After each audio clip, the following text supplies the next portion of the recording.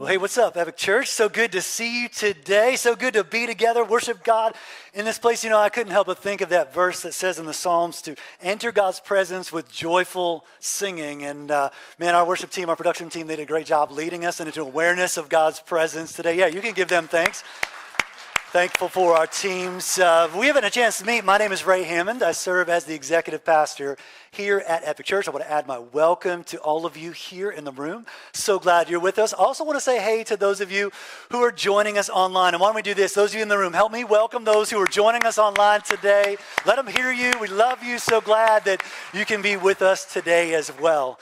We're in a teaching series called Transition. Today is part 3 of that series, and we've been talking about how we navigate the life changes that happen, because whether we like it or not, change is going to be a part of life. And the Bible actually has a lot of really helpful things to say about how we manage those changes when they happen. And so we're going to be looking at that over the next couple weeks as well. Now, speaking of change, one area of change that I just have not gotten used to yet is our Buffalo weather. And like, I'm not from here originally, but I've lived here for over 10 years, so by now I should be used to it. But I'm not. Like, take, for example, this past Tuesday when I got here to the building, it was like 55 degrees, no wind. I mean, really a nice day for early November. But by the time that I left, the wind had picked up. It dropped like 15 degrees, and I was not expecting that. I was unprepared. I did not have a jacket, and I was cold. Now, I'm always cold, though, so someone told me actually a couple weeks ago that's because I don't have any insulation in my attic. So I guess that means I am just like doomed to be cold the rest of my life, because this insulation ain't coming back, y'all. But anyways, that change in temperature on Tuesday was nothing like what they experienced in Spearfish, South Dakota back on January 22nd, 1943. They had the largest change in temperature ever recorded in the shortest amount of time, when it went from minus 4 degrees to 45 degrees in just 2 minutes. I mean, that's 49 degrees in 120 seconds. There's no way you could prepare for that. Totally unexpected. And in case you're wondering, it was back below zero by the end of the day. But man, the weather isn't the only thing that changes unexpectedly, is it? Life can come at us pretty fast. And the writer of the Old Testament book of Proverbs, he understood this. Take a look at what he says in Proverbs chapter 27, verse 1. Do not boast about tomorrow, for you do not know what a day may bring. You don't know. In other words, unexpected change could happen at any moment of any day. And sometimes it's a good thing. Like maybe you find $20 in the pocket of your winter coat. You're like, oh, I didn't know that was there. That's good. Or maybe you go to Starbucks and they've run out of grande cups, and so they give you a venti coffee for no extra charge. That's always a good thing. It's not really that big, y'all. Just help you understand that's a larger size. But sometimes, most of the time, in fact, I think that unexpected change, it means unwanted change. Unexpected change means unwanted change. And many of us in the room watching online, like, we know that pretty well, because you know what? We got a flat tire on the way to work this week. Or maybe you're here and you're a student, and that assignment that you thought was due next week, you just found out is actually due tomorrow.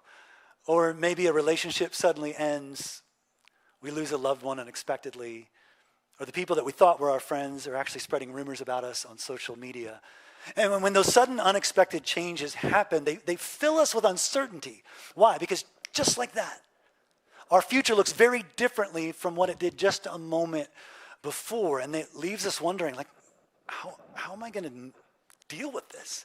I mean, how am I going to deal with this change that just happened? Well, that's what I want to talk about today, how we can learn to deal with unexpected change. And in a few moments, I'm going to share with you 3 thoughts about that. But before I do, look, I know that not every one of us is going through a season of sudden, unwanted change. And if that's you today, I want to encourage you to give thanks to God for this season of relative stability in your life. And I also want to encourage you to make sure you listen well today, take good notes, because at some point, when you least expect it, you will encounter unexpected change. And then for those of us who maybe are in that kind of a season where we are going through something that we never saw coming, something we don't want in our life, my prayer for you this week has been that you would find encouragement by turning to God today. Because you see, Epic Church, in every season of change, we have a choice. We can either run to God or we can run away from God. And my prayer for you today is that you would find hope by turning to him. So let's talk about how we can deal with this unexpected change that comes in our life in a way that grows our faith. 3 thoughts. The first one is this. We're going to slow down and seek God. Slow down and seek God. So last month, my wife Lisa and I, we celebrated 22 years of marriage. And thank you for whoever said yes over there. And there's a picture coming up of us at a restaurant on our honeymoon. And look at those young kids right there.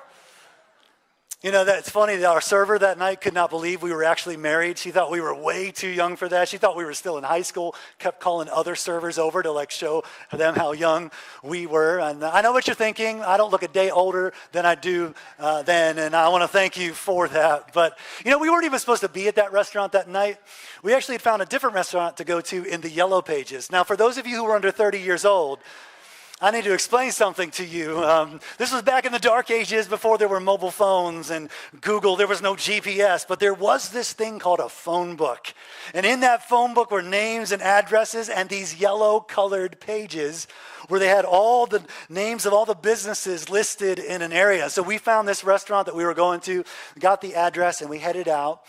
But we could not find this place at all. We're driving around looking for it.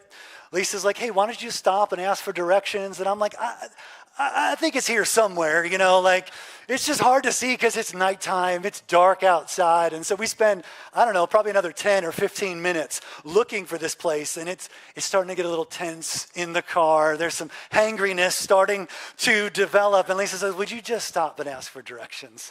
And I didn't want to because I thought I could find it. But here's the thing. I also did not want our first argument as a married couple to happen on our honeymoon. And so I stopped at a gas station, asked for directions. I get back in the car, and she's like, well, what'd they say? And I'm like, well, she said that the restaurant burned down last week, and that's why we couldn't find it.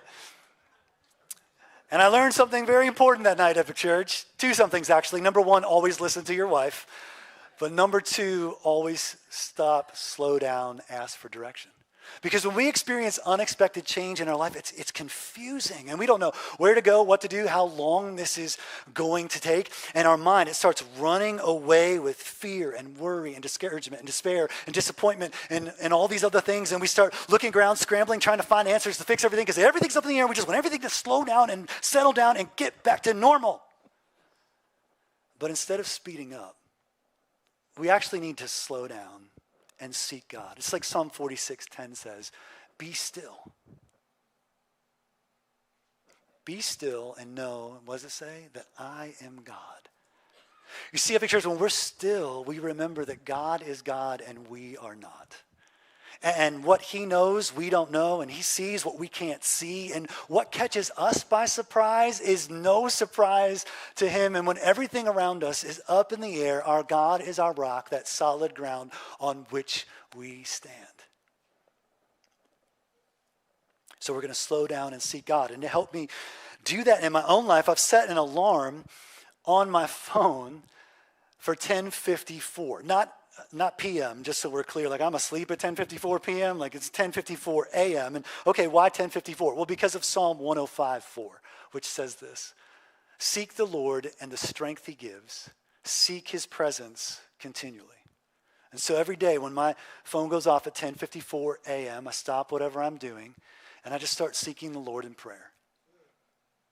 Because just like that night where I couldn't find the restaurant, I stop and I ask God for directions. Because in my season of unexpected change, I am not smart enough to know what choices to make. And if I depend on my own strength, I'm only going to make it worse. And so I've learned that if I seek God, he will guide me. And I know the same is true for all of you. For example, I've been emailing with a woman in our church the past couple of months who is going through a fight with cancer. And her faith has been just so inspiring in this season of unexpected change. And in one of her messages to me, she said this: my prayer is that God already has the plan in place. What my doctor tells me is the next step, but I am trusting that the Lord will direct them because I am standing on Proverbs 3, 5, and 6. And in case you don't know what those verses say, here they are on the screen. They say, trust in the Lord with all your heart. Do not depend on your own understanding. Seek his will in all you do. And let's read this last part out loud together. And he will show you which path to take. He will. He will show you the path to take, the direction that you need in your season of unexpected change. We just need to slow down and seek him. So, Epic Church, how can we do that this week? Whether you're in a season of change or not, how can you slow down and seek the Lord? Maybe it's to be still before him by listening to worship music on your way to work or school. Or maybe you could take just 5 minutes each day at lunchtime and spend that in prayer with God. Maybe you could get into the Bible, into Scripture, and reading God's Word and gaining strength from that. And to help you with that, there's actually a link in the electronic notes to a Bible reading plan called Divine Direction. And if you aren't using those notes today, that's okay. You can just scan that QR code on the screen and you'll get to that. But, I would just encourage you to spend some time with God this week in some way, because here's what I know. When we slow down and seek him, he guides us and leads us. So, talking about how can we deal with unexpected change in our lives, that's the first thought. Here's the second thought. We're going to stay connected to our faith family. Stay connected to my faith family. Excuse me. Now, when I was growing up, we had this family tradition of going camping every summer. I'm not sure why. Maybe because my dad was a Boy Scout. I don't know. But how many of you kind of went camping in the summers as well? Few. Okay, there's a few hands out there. Hey, if that's you online, go ahead and let us know that. Give us a wave in the chat. By the way, how many of you like camping? Okay. Oh, wow. A lot more hands there. Okay. That's good. That's nice. My views on camping can actually be summed up in this meme that's coming up. Jim Gaffigan says, my wife says camping is a tradition in my family. It was a tradition in everyone's family till we invented the house. I'm like, come on. We don't need this anymore. We've got nice warm beds. We don't need to be sleeping on the ground. All right. So you know what my views on camping. I'm not a big fan, but I'll tell you what I am a fan of. I'm a fan of campfires. I love campfires. And it's really important when you have a campfire to make sure at the end of it that you put the fire out. You don't want that thing flaring up at night. So usually what I do, I always make sure to spread out those embers. But as you can see in this picture coming up, the fire is not out. Those embers are still glowing, and if you just add some fresh fuel, they will reignite. And so a lot of times then what I do is I follow up with some water, just slowly pour that on those coals to make sure the fire's out. Well, on this particular night, it was a beautiful summer night, and I kind of got distracted looking up into the heavens, looking at the skies, picking out constellations and stuff like that. And then all of a sudden I was like, oh wait, you've got to make sure this fire's out. And I looked down into the fire pit, and I was surprised to see this coming up right here. The fire was out. In just 7 minutes, those embers had lost their flame. And in case you're wondering, how did you know it was 7 minutes? Because I looked at the timestamp on the pictures. But here's the thing. It doesn't matter if it's a dead battery in your car or it's the unexpected loss of a loved one. When unexpected change hits, dealing with that becomes our number one priority.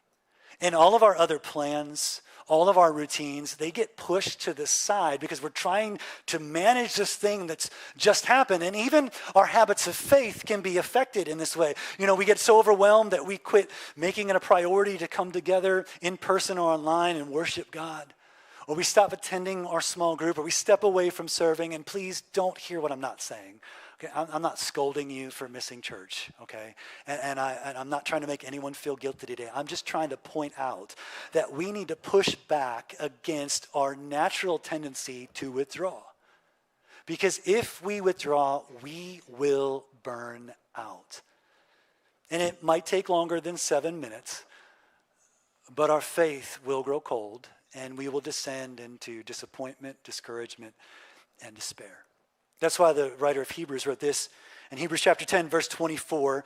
And let us consider how we may, what's that next word? Say it with me. Spur. Okay, what's that all about? Well, what he's saying is we are going to challenge one another on toward love and good deeds, not giving up on meeting together as some are in the, what's that next word? Habit. All right, so we just talked about when you let go of this habit, how dangerous that can be to our faith. We don't want to have a habit of not getting together. We want to have a habit of staying together, but encouraging one another, and all the more as you see the day, meaning the day of Jesus' return, approaching. Epic Church, encouragement is always important. It is always important to encourage each other. But when we are going through a season of unexpected change, it is so much more important that we are connected because we need other people to help get us through. Like, for example, there's a woman in my small group who, over the past couple weeks, has been working through a major job transition. And in the middle of that transition, she got the news unexpectedly that her brother had passed away. And you can imagine, like, an already difficult time has now just been made more chaotic. But our group, like, we've rallied around her, been praying for her. Some of us have been able to provide meals for her family, send encouraging notes. And because of that connection that she's had, she hasn't slipped into despair. No, her family of faith has kept that flame of faith stoked and burning in her life. So let me ask you this. How can you stay connected to your family of faith? I mean, maybe it's to sign up for a small group next semester, or maybe it's to find community on the Dream Team by serving here at Epic Church. Maybe you can commit to attending services in person or online each week, or my favorite answer, all of the above. That would be great if you did all of those things, because we need each other. We need to stay connected. So come on, whatever it is, let's not shrink back from our faith family. Let's make every effort to stay connected. So, like I said, we're talking about how we can deal with this unexpected change that we have happen in our life. And we've said that we're going to slow down and seek God. We're going to stay connected to my family of faith. And then here's the last thought. We're going to surrender our plan to God's plan. Surrender my plan to God's plan. About 2.5 years ago, Lisa and I bought a house, and one of the things that we wanted to do when we first moved in was replace our kitchen countertops, but it's a bit of a fixer-upper, our house, and so there were some other things that needed our attention first, and so we said, here's the plan. Let's put some money aside for that project, and then we'll see where we are in a couple years. Maybe we can come back to it. Well, earlier this year, like, all of our other projects were done. We had some money set aside, even were able to make some room in the budget. We're like, all right, this fall, I think we can do that kitchen plan. Yay! But guess what? We found out that God had another plan for that money. You see, we found out that our daughter needed braces, and that we needed a new furnace and air conditioner in our house, and our lawn tractor needed several repairs. And so we had to surrender our plan for that money to what God's plan was for that money. Now, was it wrong for us to make that kitchen plan? Of course not. But here's the thing. God knew that there were some unexpected expenses coming our way, and he had a plan to take care of it if we were willing to surrender our plan to his plan. Kind of reminds me of what the Apostle James wrote in his letter to the church. It's called the letter of James. And in chapter 4, verses 13 through 15, he says this. Now listen, you who say today or tomorrow we will go to this or that city, spend a year there, carry on business, and make money. Why, you don't even know what will happen tomorrow. What is your life? You are a mist that appears for a little while and then vanishes. Instead, you ought to say, if it is the Lord's will, we will live and do this or that.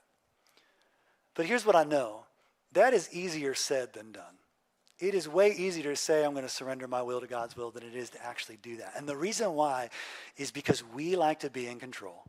And if we surrender our plan to God's plan, that means we're not in control anymore. And if we're honest, that can be scary. Because what if God's plan doesn't make room for and allow for all the hopes and dreams that we've planned for?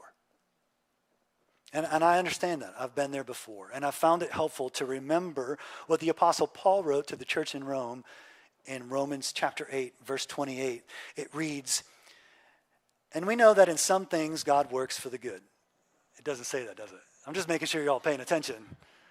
It doesn't even say that God works in most things, right? It says what? God works in all things, yeah. We know that in all things God works for the good of those who love him, who have been called according to his purpose. You see, Epic Church, as all-in followers of Jesus, we can trust God enough to surrender our plan to his plan. We can. We can trust him enough to surrender our plan to his plan because he promises, and this is an amazing promise, he promises no matter what to work all things, even unexpected, unwanted things that we never saw coming. He will work all of those things for our good. And maybe you're thinking right now, well, that sounds nice and everything, Ray. Like, I'm so glad that you were able to surrender your kitchen plans to God. But you got to understand, like, my situation is way more important than that, a lot more difficult. And you're right. Most things in life are more important than my countertops. And so I actually want to share with you, receive permission to share with you the story of a young couple in our church who is living this principle out in some of the most difficult circumstances you can imagine. Their names are Brian and Noelle. And over the past few years, they have experienced the loss of several children through miscarriage. And when they most recently lost a baby 2 summers ago, in their own words, they said that it wrecked them. They were devastated, understandably. And they became angry with God. They distanced themselves from him, would come to church and wonder, how can people sing God's praises? Felt like God had let them down. But first Noelle and then later Brian too, they began to seek the Lord again. And they began to get reconnected with their faith family, first through a small group that prayed for them and supported them. And this past spring, they found out that they were pregnant again. But this past September, at a normal prenatal checkup, they found out that their little baby boy has a heart defect. And he's going to need 3 very risky surgeries to hopefully repair it. And as you can imagine, this was devastating. And they said it was hard for them not to remember the pain of losing their previous children. And I mean, who could blame them? Of course. And they told me that at first, they were struggling with fear and worry, not on a daily basis, but every hour. And when I asked them, well, how did you deal with that? What was it that helped you in those moments? They both gave some really powerful words. Noelle was saying how praising God continually has been what's helped her the most.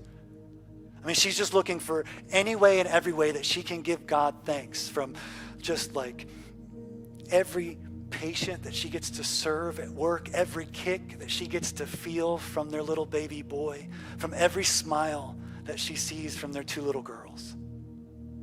And she also said that, worship music has really been important for her. She's listening to it on her lunch break, listening to it in the car. And the reason why is because it's become her weapon against the enemies of fear and doubt and worry. And then Brian said, we've also found strength in Scripture. And he mentioned specifically Romans chapter 8. And I want to read to you what he said. He wrote this: Romans 8:18 taught us that, yes, we have present sufferings. But when we are able to view our sufferings in light of eternity, it helps us to rely on the hope that is within us. Then we found rest in Romans 8:28. I love this. Knowing that our God is not a liar. And that no matter what happens, that he will work out something good from our baby's life. In Philippians 1:21, Paul talks about how to live is Christ and to die is gain. And we realize that if our baby passes away, it is for his gain because he will be with Christ. So then in our baby's life or death, we can rejoice. All we have to deal with is pain if he passes, which is difficult and no fun, but that is incomparable to the riches awaiting us in heaven. And then he closed by saying this: learning to trust God is not an easy thing. In our strengths and our weaknesses, he wants us to rely on him. And we're learning how to do that.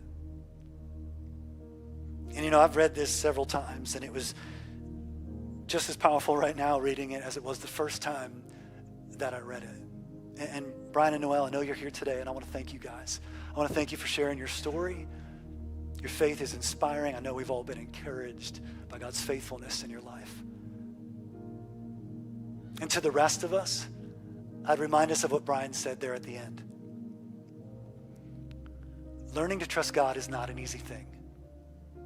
It's not easy to let go of our plans and surrender those to God. But as you can see from their story, it is possible.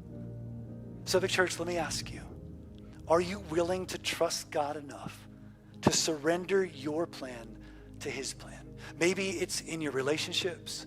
Maybe it's with your health or your finances. It could be anything, but are you willing to let go of your plan, surrender that to God's plan? Because here's the thing, when we surrender to him, God blesses our life with his goodness. And that's the exchange. We give up our plan for the goodness of God.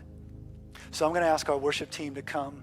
They're going to lead us in a song. And I want to encourage you, whether you're here in the room or you're watching online, to use this time to seek the Lord. Maybe that means for you today that you sing along with our team and you make these words a declaration of faith today. Or maybe that means that you take this time to seek the Lord in prayer, surrendering yourself and your life and your plans to him. You can do that right at your seat, or if you'd like, you could come up to the front here to the stage and kneel, because kneeling is a symbol, a sign of surrendering to God. Or maybe you're like, I would really love someone to pray with and for me today. Members of our prayer team will be up front during this time as well, and they would love to pray with you. But let's do this, Epic Church. Let's seek the Lord together in this place.